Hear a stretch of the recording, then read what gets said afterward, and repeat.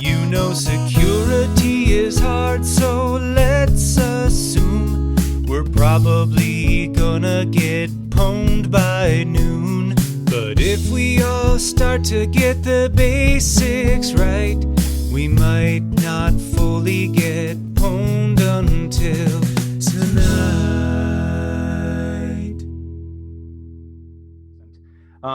But today's webinar is all about starting a security company. This is a web version of a in-person presentation I did at the Secure 360 conference here in Minneapolis a few months ago. And it really is a, I think it's a pretty brutally honest look at the good, the bad, the terrible, the ugly of starting your own company.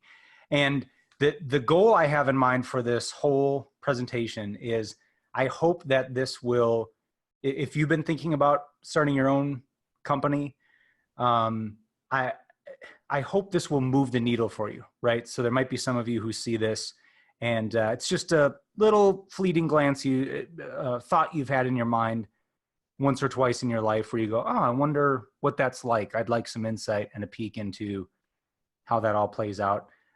That's great. Others of you, maybe you're way on the other side of the scale and you're just like, okay, if I get one more crap project, or if the boss disrespects me one more time, I'm pulling the ripcord. I'm out of this place. So I want this to nudge you one way or another, so that either you end up with, this Billy Madison happy face. We've got kind of a Billy Madison theme going on today. Or you might hear what I have to say and go, no gracias. I like paycheck every 2 weeks. I like benefits. I like a steady stream of work. And then you might say, cool, I'm going to stay where I'm at. And that's fine. Again, I just hope to kind of nudge you one way or another. Here's your host for today. I'm Brian Johnson. You'll hear much more about me in a little bit, but I'm also joined by Paul Wilsh and Dan DeClaus. Paul, you want to say hi and tell the folks at home about yourself? Hey, everybody. My name is Paul Wilch, and I'm from Boise, Idaho. I run a cybersecurity group monthly that we meet monthly, and it's just a bunch of cybersecurity interested professionals, and we just go over different kind of topics. This month or in September, we're going to go over badge cloning and mouse jacking, and then a couple other topics. So yeah, it'll be good. Great. Well, thanks for being here. And Dan DeClaus of PlexTrack. Hi, Dan. Hey guys, Dan DeClaus here, founder and president of PlexTrack. PlexTrack is a reporting and collaboration platform for pen test reporting, risk assessment reporting, so we ease the burden of all your reporting woes. And then on the enterprise side, we help with your vulnerability management and risk management, consolidating all of your assessments and all of your vulnerabilities into a single spot so you have actionable metrics. Thanks for having me on. Great. Well, thanks for being here, Dan and Paul. And so how I'm going to break this down, I've got this cut up into 3 large chunks. The first one is, when might it be time for you to start your own company? I've got 3 signs in people that I've seen go off to be successful in starting their own company. So I want to share those with you. You can kind of self-assess, see if you exhibit some of those traits. And then we'll spend most of our time here. These are the questions I get more than anything is like, dude, how do you find business?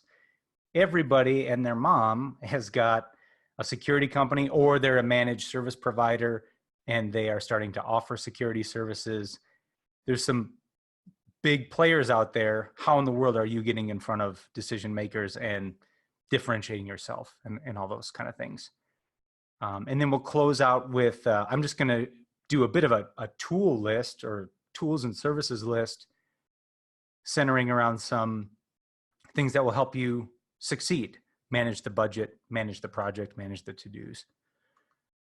But let's kick things off first, if I can manage the Zoom tools well. I want to do a bit of a poll and just ask people on the line here why you are interested in starting your own security company. And I'll be honest with you, I have no idea where my poll tools went. They just seem to be missing here. I see the attendees thing. I see the panelists thing. I don't see like my cool thing where I can launch the polls. I don't know if you guys can as co-presenters. Okay. Did you write them ahead of time? I did, yeah. And then usually right here in Zoom, let me just escape this for 1 second. I can just like pop it up under meeting controls, but it seems to be gone. So I'll tell you what, just answer that out loud to yourself. The answers were going to be like, hey, I've already got my own company. I just came here to kind of maybe learn some new ideas. I have a terrible boss. I'm not interested. I just got here by accident. So you just say that out loud to yourself right now. We'll give you about 5 seconds, and then we'll move on. Okay, there we go. I'm going to just blaze through this because if you're here, you probably already know who I am. Brian Johnson of 7 Minute Security. I do a podcast of the same name. I shared during the Secure 360 presentation, and I think I've maybe said it on the podcast too, but I'm a little bit jumpy around guns because I had a bad experience as a teenager in the woods of northern Minnesota when I was grouse hunting with my dad, and he took a shot at a grouse, and I got kind of like a freak side ricochet spray of that shotgun blast, and a bunch of the BBs hit me on the side of the face, and I got to say something to my dad that I hope none of you have to ever say to anybody in your whole life, which is, Dad, I think you shot me. And sure enough, we quick ran me to the emergency room, and I've got a BB lodged in my neck and in my earlobe. So that's always kind of one of those fun things at corporate icebreakers or whatever, like, tell us 2 truths and a lie. And then one of them is, yeah, I got shot and I have BBs in my face. And people are like, no way that's the, no way that's the truth. But it is. And it really freaked out. It freaked out my dentist a couple years ago because I went in and got x-rays. And then my wife was in for like a follow-up appointment a week later. And the dentist came running in with my x-rays from the week before and is like, is there something wrong with your husband? And she's like, well, yeah. And he, no, specifically this x-ray, what in the world is this? And you could see, big, white spot in the neck and in the ear from where the dental x-rays were. And she's like, oh yeah, no worries. No worries. He just got shot a long time ago. And the doctor decided to just leave them in because they're just below the surface. Oh, wow. So you still have them, you still have the shots, the buckshot in there? I do. And like now I just sort of wonder, is that a good thing? I'm not sure. But his opinion was, you'd make a big scar digging it out of the neck and you'd make a scar digging it out of the ear. So he was just like, it's not going to hurt you and it makes a good story. Just leave it. I don't know. I just don't get an MRI anytime soon. Right. Yeah. Yeah. So that's a little fact about me. And then I did include when I was doing this at Secure 360, it was on my heart for whatever reason to just share that I was a non-drinker. And I put #awkward because I think some people in the room were like, oh, like, I'm glad you shared that. Others were like, why would you share that? But, we were getting into conference season and I was seeing a lot of things in my timeline about people saying, oh, I don't go to this conference or that party or whatever because there's so much pressure to drink and I don't. And it's just like, why does it have to be so stressful? So I really put this in here so that if anybody sees this presentation and is like, hey, I just need somebody to kind of commiserate with, or, me, I could be a cheerleader for that person. Like, hey, if you're not a drinker, don't worry about it. You don't need that to succeed. You don't need that to fit in with the people at work. Just keep doing what you're doing and, don't let it get you down. Yeah, that's why I put it in there. I put it in there 5 minutes before I went live at Secure 360 because it was just bothering me. Like it was just on my brain and on my heart. And so there we is. There we go. I left it in there for. There we is. There we is. All right. So let's jump into this. Here are 3 telltale signs that maybe you should start a security company. I'm no Dr. Phil. I'm no thought leader on LinkedIn. These are just observations I've made on signs that I've seen in people who've gone off to start successful companies. The number one reason is you might have a raging case of SDJADHD. Paul and Dan, is this anything you're familiar with? You ever seen this diagnosis before? Oh, No, I have not. all the time. I think I know exactly what you're talking about because that's how I felt. I was never content. Okay. Yes. It stands for, and it's a diagnosis. I don't think it's in WebMD, but it's self-diagnosed job attention deficit hyperactivity disorder. Yeah, see, I had it pretty close. I knew exactly what you were talking about. I didn't know what the acronym was, but yes, that's it. Okay, good. You saw the ADHD and you knew we were on track, right? Yep. Okay.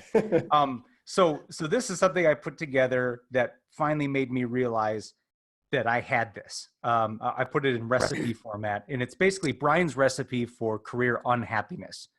The prep time, as you see here, it takes years and years to get to this. Total time really is eternity, or your whole lifespan. The steps are, this is what my career has looked like. I get a job doing thing X. Then I do thing X for about 1 to 3 years. And then somewhere in that 1 to 3 years, we get to step 3, which is get bored of doing thing X. And at the same time, step 4, learn about thing Y, like, oh, SANS, VMware, networking, a cert like CCNA. That's cool. Well, now I want to go find a job that will let me get better at thing Y.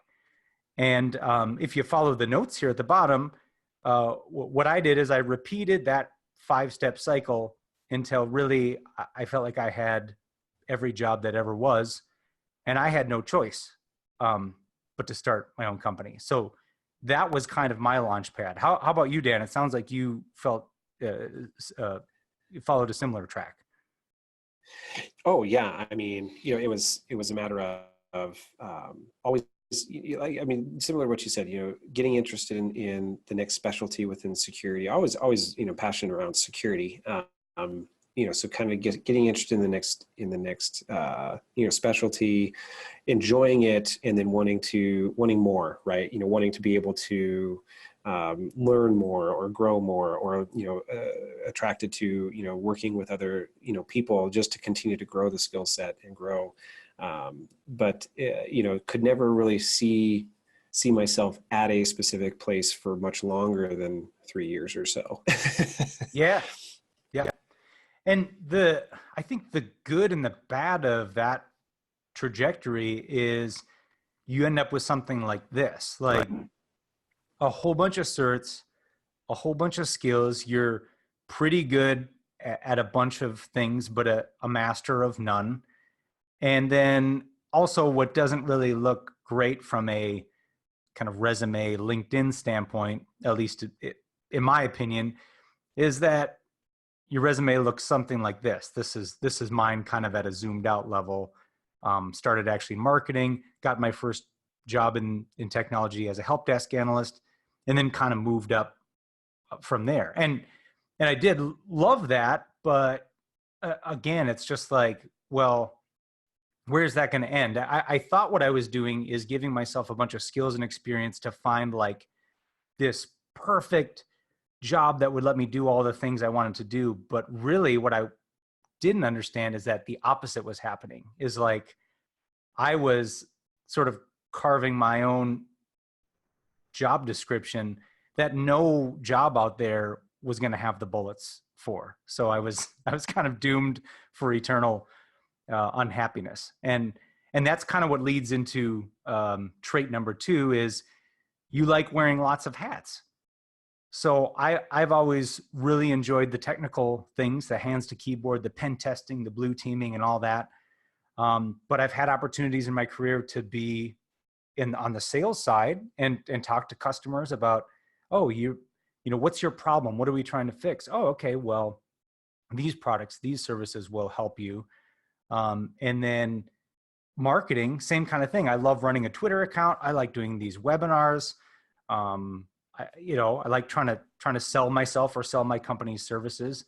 And so, again, loving all those things, you kind of end up in with this question that I was trying to find an answer for is, okay, what job is going to let me do all those things? And I was really on the path to just repeat that career and happiness recipe forever.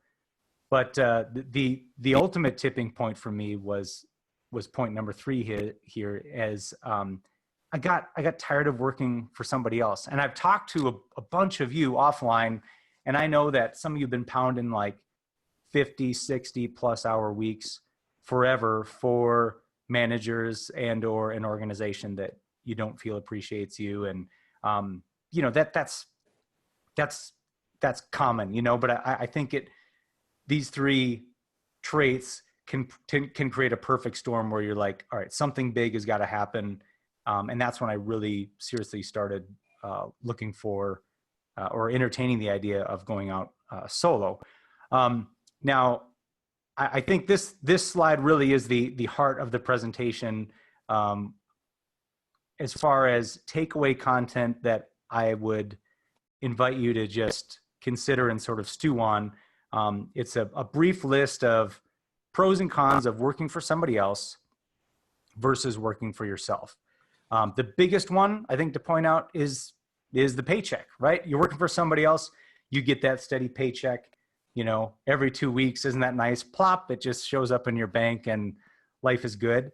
When you're working for yourself, that paycheck kind of, you know, ebbs and flows a little bit.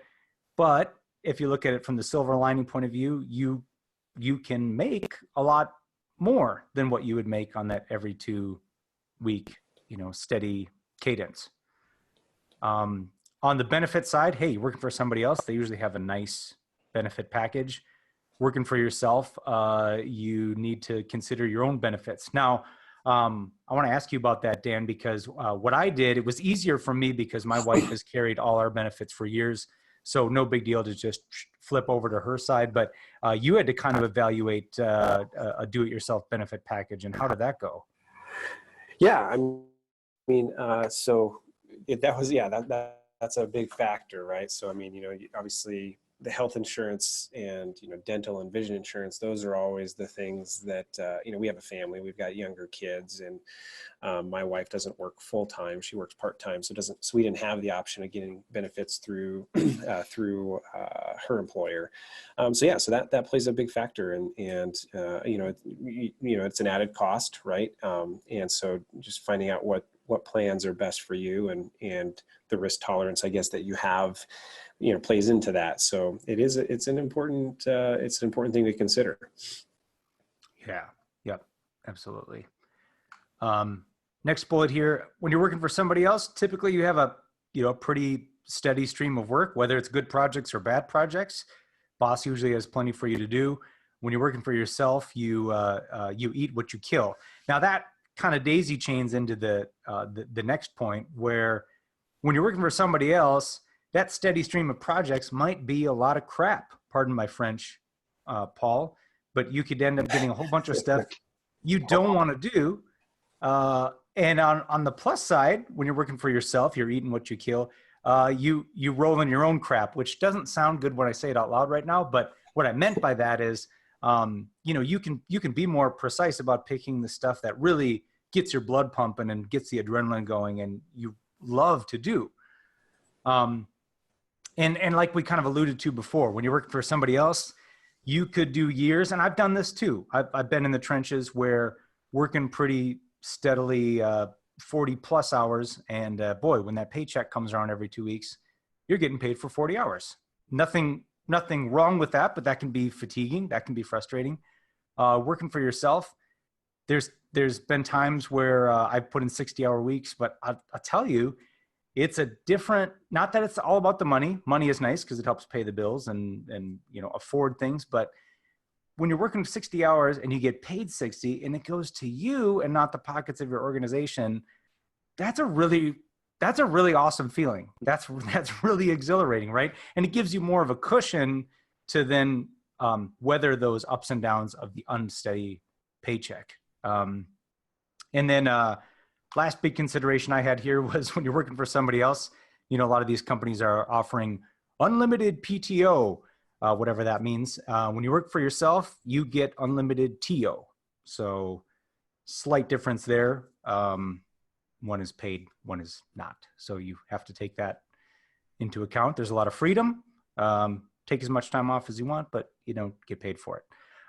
Anything major here I missed, Dan, that from your experience starting a business, you'd want to make sure people think long and hard about? Yeah, I think, it's interesting that you talk about the crap projects.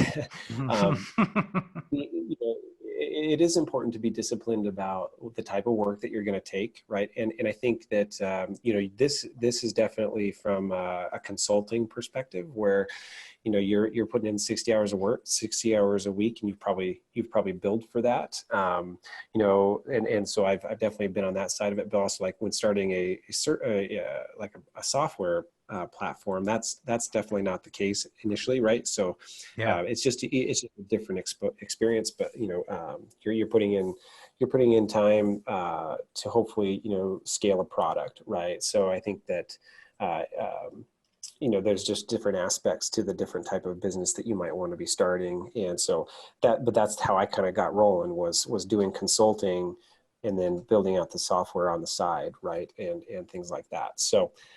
But definitely, time off is, when it's you writing the paycheck, yeah, time off is definitely not, oh, my employer's so awesome that they're giving me paid time off. It's, yeah, you still gotta bring in the money.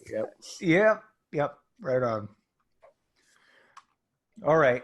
So let's switch gears now and spend some time talking about how to find business. I've got 3 tips for you on that. The first one here, and this was advice given to me pretty much day one when I started the business side of 7-Minute Security, is I was encouraged to play to my strengths and make a list, ideally, kind of short so it's easy to describe.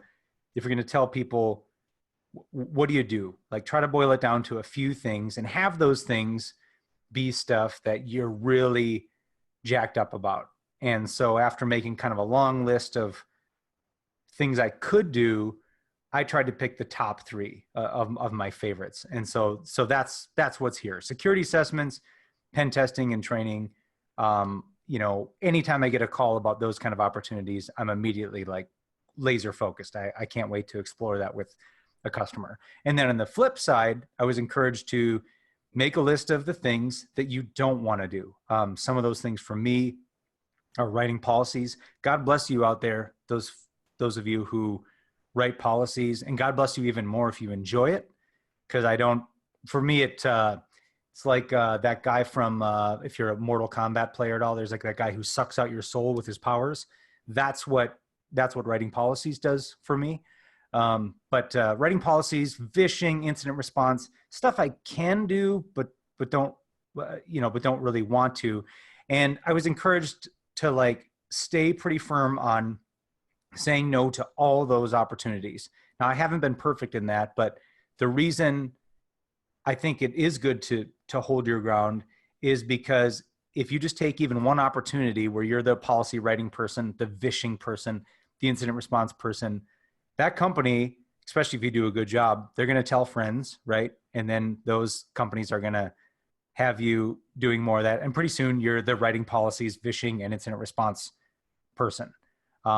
So I recommend spending some time in this space, really write that out and think, long and hard about what you want to do and what you don't want to do. Because it's going to be tempting when you're first on your own. It's going to be tempting to turn down business when you really need business, right? So I had to kind of chew through my tongue and turn down some policy writing things and other stuff that just wasn't really my specialty because I didn't want to. I didn't want to do it if my whole heart wasn't into it. The other thing, second tip here is that I was encouraged, hey, try to differentiate yourself. Try to figure out what you can do that your competitors aren't doing. And so I was thinking like, what's my, and I'm not sure if this video is going to come through smooth here. This is the Happy Gilmore, super power swing. I thought a long time about what can I offer to the security community that's different? You know, what next gen hyper uppercut, whatever thought leader sauce can I put on my services menu and razzle dazzle people? And ultimately, I was like, there isn't. I don't think I have anything that the security community isn't already doing, but I can go back to past consultancies I worked for, and I started thinking about what did they not do that I thought were lost opportunities, or what could I do maybe better that they weren't doing. And so some of those things that popped up on that list was, number one, in past jobs I worked for, we left a lot of opportunities on the table that were around remediation. We really wanted to be the folks that parachuted in, did the big assessment, wrote the monstrous report, printed it out, delivered it, and said, cool, there you go. Have a good life with that. But when we would get calls about like, hey, we want to install a local administrator password solution. We want to get in the weeds a little farther and audit Active Directory and look for some low hanging risks there and remediate those. We would just kind of put up the hard fence and be like, I'm sorry, that's not us. But if you need us to kind of just come in and assess and then disappear, we'll do that. So I tried to really lead with, hey, I can do assessments, but if there's findings out of that assessment where you need help hands to keyboard, I can actually help you remediate as well. So a good portion of my work now is these, doing things like installing the pwn passwords, bad password database, or doing a hash cracking exercise to figure out, who's using bad passwords, more of that, really as if I'm an auxiliary member of an organization's security team.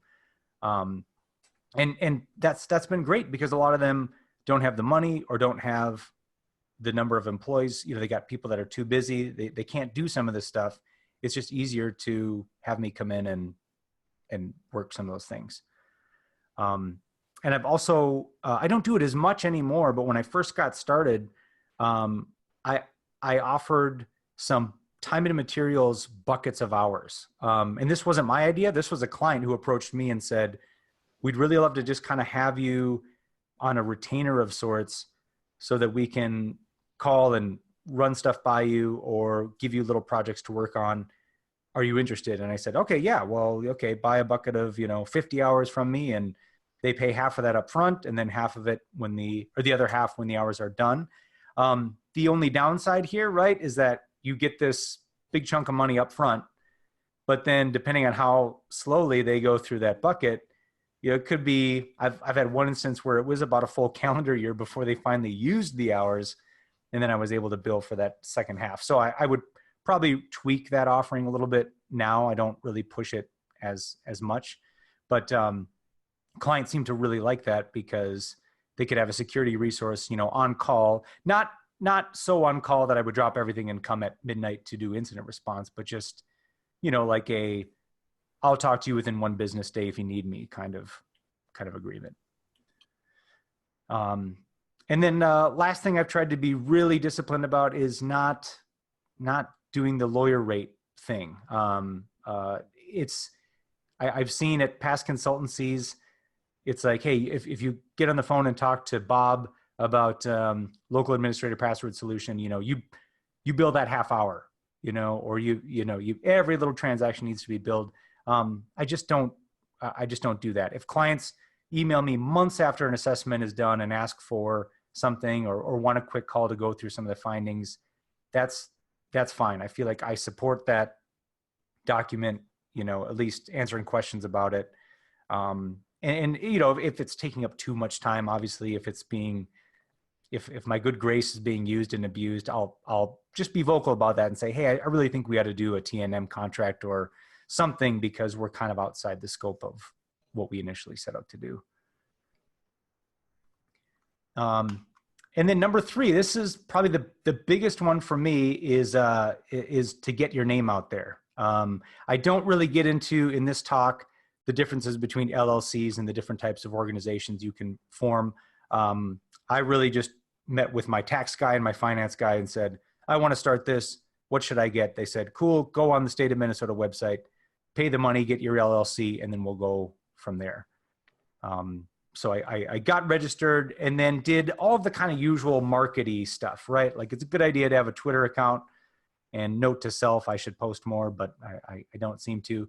And then I put together a little folder with a business card, and then like a 2-page kind of sales slick with telling you everything you need to know about 7-minute security in one page. So you can kind of see I've got my certs listed, I've got security assessments, pen testing, training, and then on the backside there's some testimonials and a bit more information. And that's about as salesy as I get. We're going to talk about sales more in a moment here, but that's my just bring in when I'm having a conversation, leave that with the customer. But yeah, that's my kit. It's pretty, it served me pretty well. And then of course, having a website is a good idea. And I'll talk about web hosting a bit more when we get to the tools section. And as far as getting your name out there, this is another thing I was encouraged to do early in starting the business, is to get out to teach a community ed class, go to conferences and speak, get a GitHub repository going, and look for all sorts of opportunities to just demonstrate what you know and share with the community. So that's webinars, that's lunch and learns, that's conferences, blogs, podcasts, all that. Now you might be looking at that screen of stuff and going, that looks a lot like a whole bunch of work that is unpaid engagements, likely, right? That's true. But I will say now, almost 2 years later, after starting 7MS, I'm a super, super firm believer in this grassroots effort to get your name out there. And the reason being is that I spent a ton of money on things that I thought were going to be good sources of lead generation that didn't end up being very fruitful at all. So I'd like to just run through that list with you. This first item on the left is I used a service called Upwork. And Upwork allows you to kind of just post a need you have for, a short-term project or ongoing work. And I put out a post for, I'd like somebody to research companies in the Minneapolis-St. Paul area of a certain size, of certain vertical.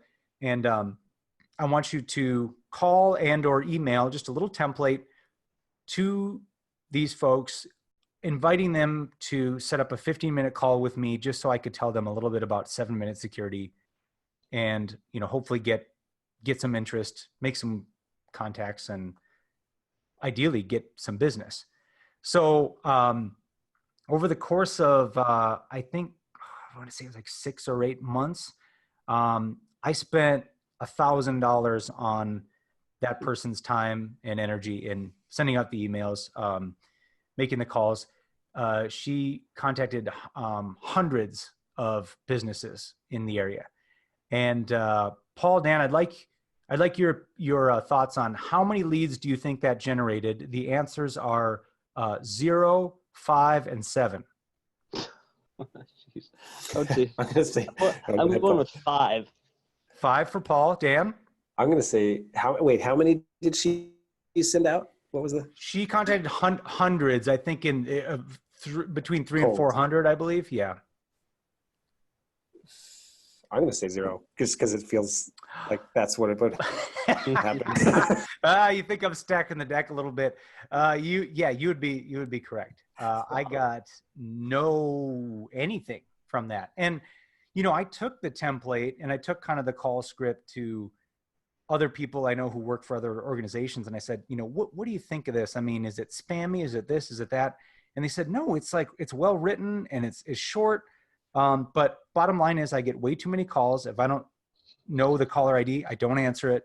If I get an email that I'm not expecting, I delete it. I don't even have the time of day. That's really what it comes down to. And I was like, all right, well, that's, and having been a director building out a blue team, that is exactly true. You get inundated with, cold emails, cold calls, cold LinkedIn connections. And so you just become immune to the noise, right? As just someone that is constantly getting bombarded by everybody wanting to sell you stuff.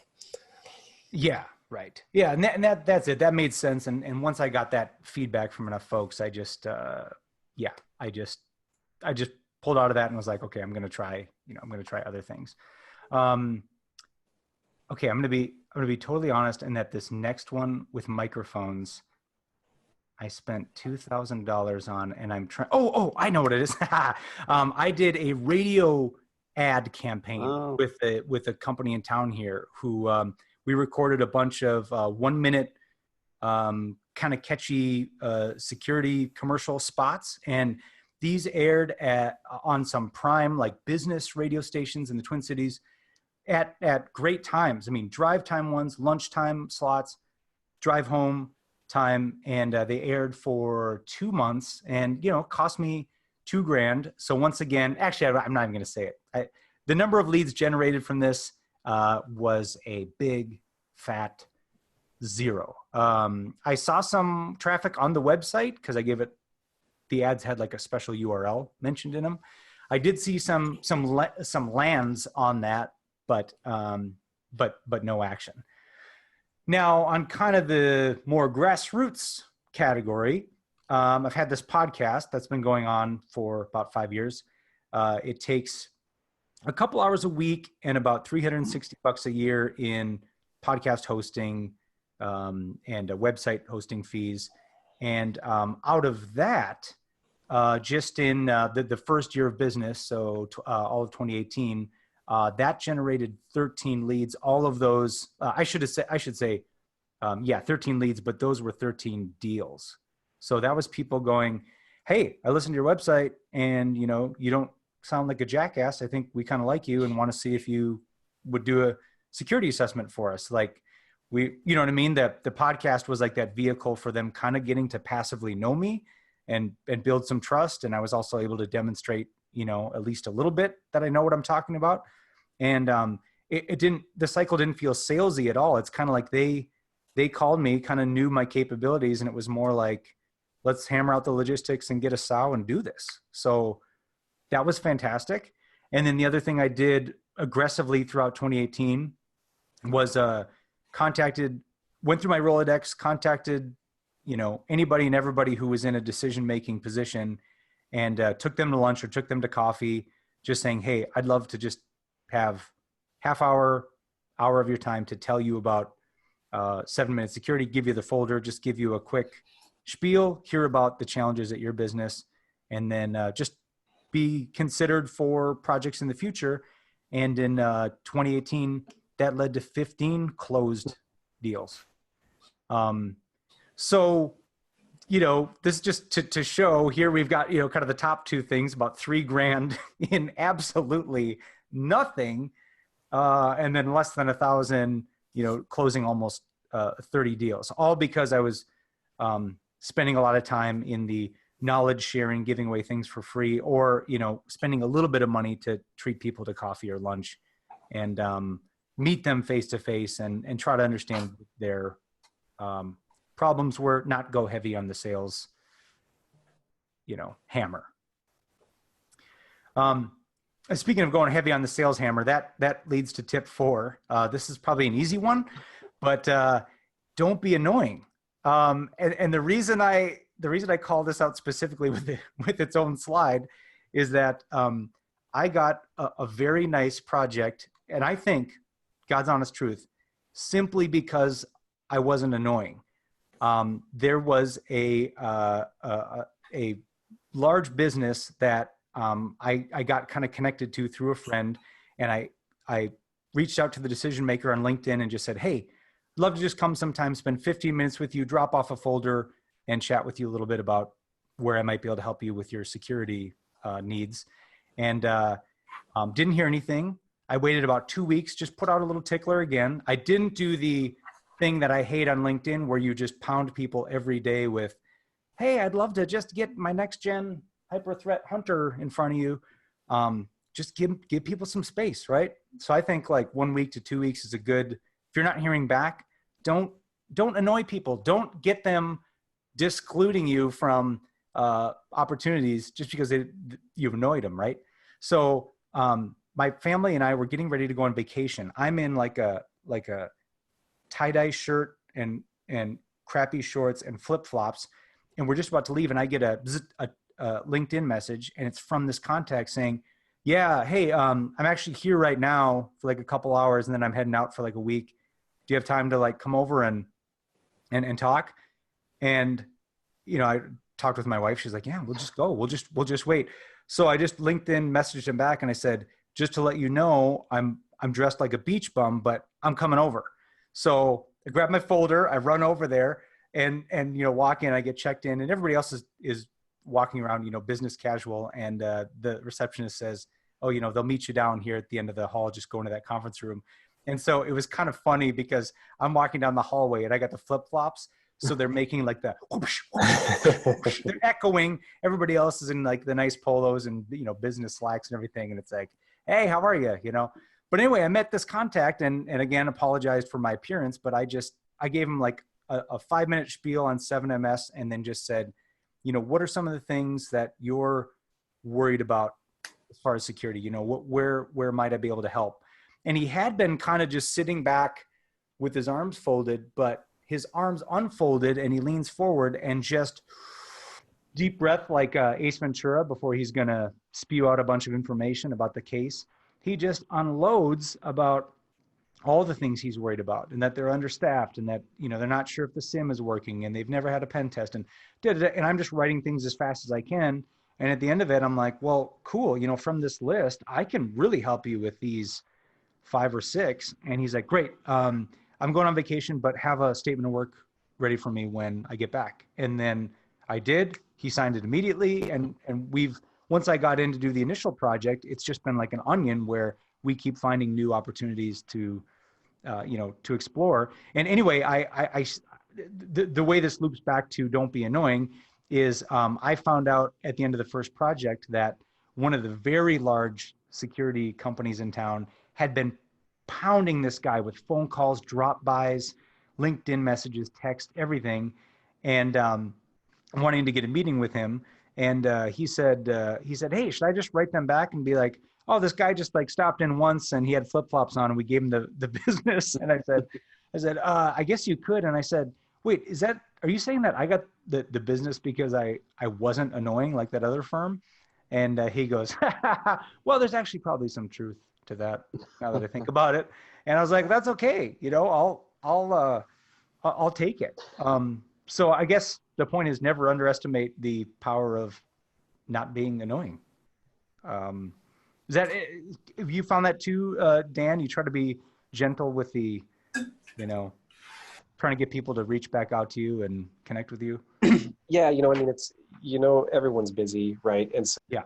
So trying to be patient is the hard thing in sales. And I would not say that I'm an excellent salesperson. I think, you know, kind of going back to like why you get into it, you know, like the personality aspects is like, I've always been a person that is service oriented in terms of just enjoying helping solve people's problems, helping, you know, customer service, you know, in anything. Like, you know, when I was a kid, I enjoyed working in the snack shack for the high school, right? And just like, you know, giving them their candy or whatever, you know, so I mean, just enjoyed, you know, helping people, right? And so I think that has helped from a sales perspective is that, you know, you're genuinely, you know, you're being genuine in that, like, yeah, I think I really have a solution to the problem that you're trying to solve. And so, you know, how can we make this work, as opposed to like, oh, you know, inundating them with, you know, material, you know, that they're not going to want or throw away. And so I think, you know, building those relationships are really valuable, especially as you're getting going.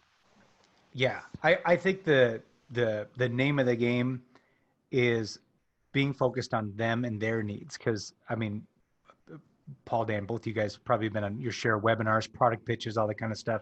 Tends to be that, you know, that presentation starts with, well, let us give you 15 minutes on why we're the, you know, God's gift to security.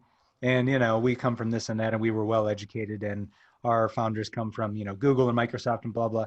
But like rarely or barely do they get into, well, tell us about you, the customer, and what are you worried about? What are what is keeping you up at night, so that we can go, okay, so there's your problem. Here's where we fit. Not like we will be the solution to whatever problems you have. There's just so much of that, and it's so tone deaf, and it just turns people off.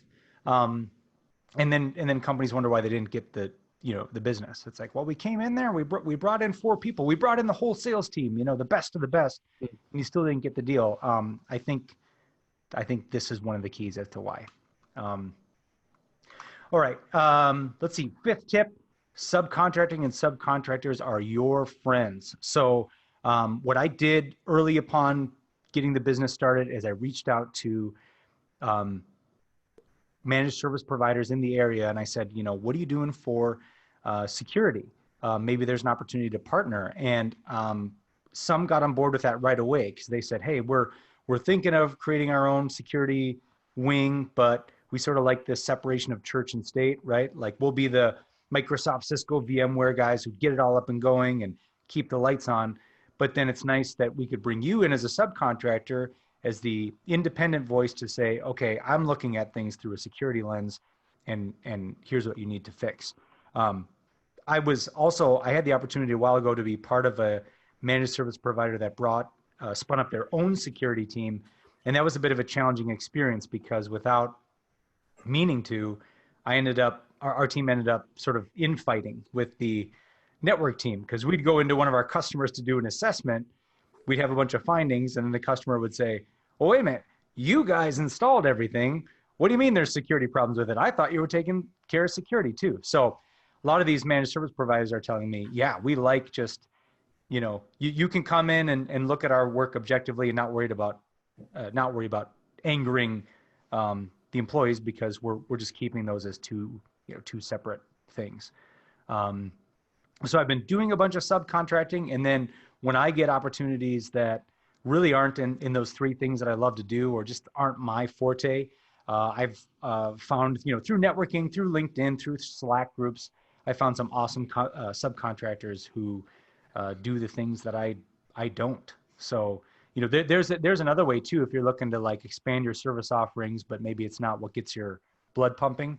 Try to find some partners and subcontractors who do that, stuff really well. Writing policies, right? I said I hate that, but I have some subcontractors who freaking adore it. So I say, here you go, and they're just happy as clams to bang away on that stuff. Yeah, and hey, Brian, I don't know if you've got a Q&A question here. I don't know if you're gonna touch on it, but kind of what your ideal customer is, and how do you come up with that picture, quote unquote picture. Oh, okay. Yeah, I'll try to maybe touch on that at the end. I'm just watching the time, and I know we still got a few more slides to go, so I'm going to kind of forge through, and then we'll get to Q&A here at the end here, if that's all right. Otherwise, I'll reach out to that person separately. Sure. Sounds good. Okay, actually, this will go pretty quick. This is kind of the last main section, a bit of a tools and services list, things that I use that help me do the security work. And I should probably rename this one. I called it someone to cook the books. I don't really mean that, right? I mean someone to manage the books. So I use QuickBooks, and beginning of maybe it was the end of last year, I finally just hired somebody, a tax guru. Cost me about $100 an hour, or around $2,000 a year, to do all the payroll and the paying the state and Fed, and maximizing my deductions and all that. And man, that is just such a blessing, because I think for a long time I was in the mode of like, I love everything. I want to balance the books, and I want to do security and marketing and this and that. And then I was, wrestling with some QuickBooks problem, and I thought, no, I actually hate this. I'm bad at math, and I don't like to deal with this. And so to bring on somebody else to manage that for me has been a blessing. And that's an outsourced thing, so that's not a full-time employee, but I can't recommend that enough. That was such a big stress reliever for me. Another thing that I absolutely love is a tool to generate proposals. I hit a point about 6 months into the business where I was writing just enough statements of work to completely despise it. So there's lots of tools out there that'll do that for you. I've been using this Proposify for a while, and I think it's really slick. So you can kind of make these folders of boilerplate information. You know, if you're writing the same thing, you know, here's what a pen test looks like. Here's what this service looks like. Here's what the expectations are. Here's my standard contract. You can just kind of write that up, put it in these folders. And then when you go to actually make a proposal, you can just drag and drop into the left there exactly how it should look. And then, you know, wherever the company name goes, they put in the client you're pitching to. And I mean, now I can whip out statements of work in minutes rather than, you know, hours. And I like too that once I send a proposal out to a client, this tool has DocuSign-like functionality in it. So they get an email that says, check out the proposal. And then on the right side, you can see it's mobile friendly. And if they like what they see, they can just tap sign and accept. And right there, throw their John Doe or their Herbie Hancock right on there. And then I co-sign and away we go. I also do a lot of vulnerability scanning, and the Nessus Pro license doesn't have awesome, or the Nessus Pro install doesn't really have awesome reporting. It tends to look like this, pages and pages of that. So I've been using this Namixsoft tool to kind of help me make more high-level reports. You know, here's a chart of your high, mediums, criticals. It's got some other templates to, you know, if the customer doesn't patch at all, they might say, well, geez, where do I start? What hosts need the most TLC? Well, this list maybe help them if they have to go manually patch some servers, and they could easily find which ones are in the worst shape. They also offer a report on here's the most common vulnerabilities. Like if you went in and patched for Eternal Blue, man, you would knock, you know, 14 criticals off of these devices in your network. So that's a great tool. Also, having some sort of project management tool is a good idea. I've just recently, in the last few months, switched to Trello, which is free. They do have paid plans with more bells and whistles, but I love just kind of keeping a little, I think they just call them cards for each project with some to-do lists, and you can set due dates and reminders and attachments, and you can even make a board for a project and then share it with the client so they can watch the to-dos with you. And, you know, if there's some bit of information you need from them, they can just update the card live. You get an email. I'm really digging that. It's also a good idea to have some sort of place, whether that be Zoom, go to my meeting, PC, whatever. I'm partial to Zoom because they're pretty affordable for the meeting space plus webinars package. So consider that. Also earlier we talked about having a web presence. I use Squarespace. There's obviously a bazillion solutions out there, right? And there's ones you can make yourself for free and run on a DigitalOcean droplet for 4 cents a year. That's fine. But like, I just am at the point where I don't want to support it. I don't want to patch it. I don't want to update it. And Squarespace just takes care of everything. So I host my site on Squarespace. It's also easy to design your site because I'm not a designer. And then on the right side here, I have added the Zendesk chat, a little pop-up, you know, where you can talk with me live. And then if I miss the chat, it turns it into a ticket and I can follow up with the customer. And that's been really nice. That has probably led to 3 or 4 deals as well. Just because people are like, wow, I can't believe you answered the chat when I started it. They really like that personal customer service. So that's been, I mean, that's paid for itself easy. Brian, does that pop up on your phone? Is that how you're able to get to it? Yeah, there's an app and I'll just get a buzz and it'll say, you know, Paul's online, starting a chat with subject, whatever. And I can just hit right in there. And that's what's kind of nice. If I don't answer within like 60 seconds, it says, hey, thanks for your message. We've created a ticket and we'll follow up within 1 business day. And then I can just, you know, I've captured the lead still. So it's pretty slick. And then last one here is you got to be able to write reports like a boss. And so Dan, like I said, this was from Secure 360. I'm not trying to suck up to you. This was part of that presentation as well. And you know, I can let you kind of speak to it, but what I have found is that writing reports is a pain.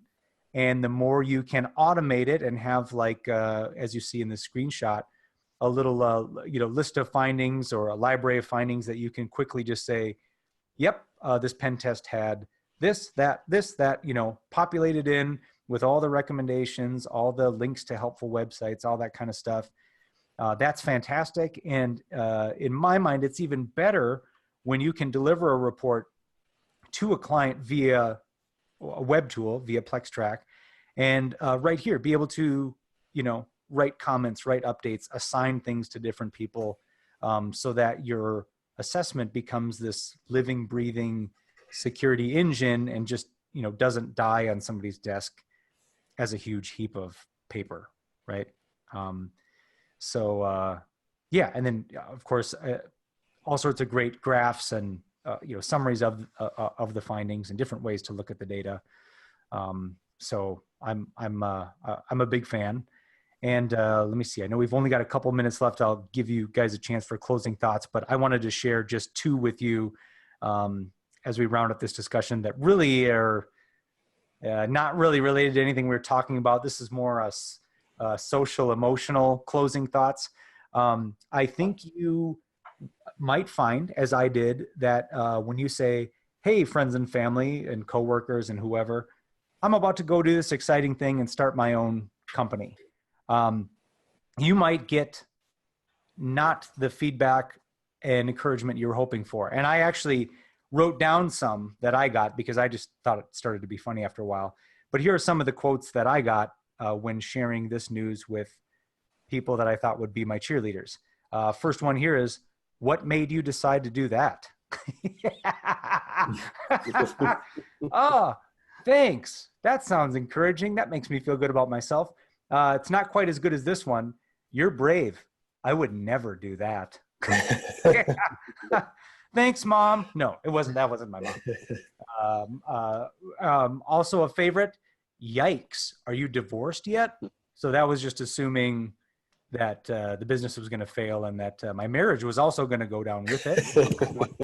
But my very favorite one is this. This was actually a quote from somebody who offered me a job with their consultancy and didn't understand that I was saying, well, no, I've been doing this, my own business, and it's going really well. And he was flabbergasted and said, oh, okay, so you're going to keep doing that? He was almost angry. He had just finished offering me a job saying, like, you have some skills. I like your persona, blah, blah, blah, buttered me up for about 45 minutes. Then I said, like, well, like I said about an hour ago, I'm doing well. This is going fine. So his closing comment to me was, so you're going to keep doing that? That's just what you do now. You're going to go and just run your own company. And it was hard not to laugh in his face and be like, oh, but wait a minute. Do you think I suck now? You thought I was awesome like 2 minutes ago. Like what changed? So be ready for comments like that. And then the very last thing I wanted to address, just because I get a lot of emails and a lot of tweets about this, where people ask in sometimes roundabout ways, like, are you making any money? Like, are you kind of done with this? Are you wrapping it up? But yeah, like it's going fine. And just in general terms, I'll say I'm doing fine. I'm making more than I ever did as a full-time employee working for somebody else. So on that front, I share that just so you know that it can succeed. And I was more terrified and more scared than probably anybody's been in the history of starting their own business, or at least I thought I was. So this is my Tony Robbins moment where I'm like, go out and get the world by the tail and, wrap it around and put it in your pocket. So that's it. I know I've kind of run us right up till time here, but Paul and Dan, what closing thoughts do you have as we round out here? Yeah, no, I would just say, like, yeah, it's nice to have a support system, right? And, finding people that you can at least bounce ideas off of and getting some mentors and, making yourself not feel like you're going crazy, are always helpful when you're doing these kinds of things.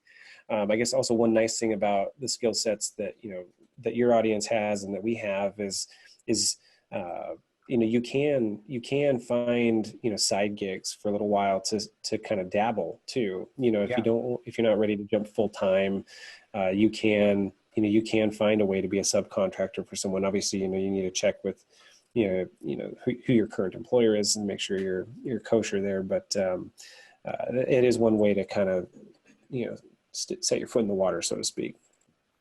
Yeah. Another thing is, or a few things, I think what separates you too, because differentiators, any customer, client can find any pen tester or something similar to what you do, but they hire the individual person. I know when I go to conventions, like I'm at now, right now I'm interviewing kind of in a way, just meeting the different service providers or whoever, the different businesses, finding out who I want to work with, who I believe will take care of me.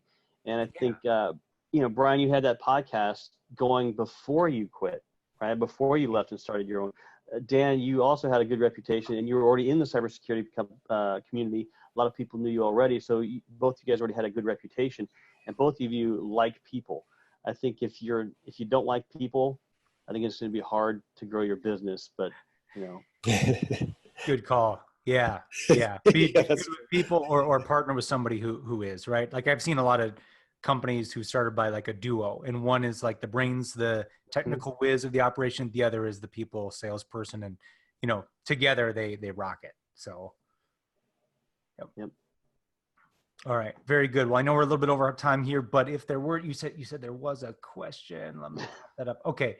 You may touch on this. What is your ideal customer? How did you come up with that picture? That's a good question. I really didn't, when I was doing the Upwork stuff or having somebody go out and look for it, I just went kind of through old assessments and tried to figure out, what company size and what environments did I feel like I was offering a lot of security value, and it kind of came up with, okay, let's look for companies, 250 to 500 in these verticals, because I kind of am familiar with how their business works and the politics of their business work.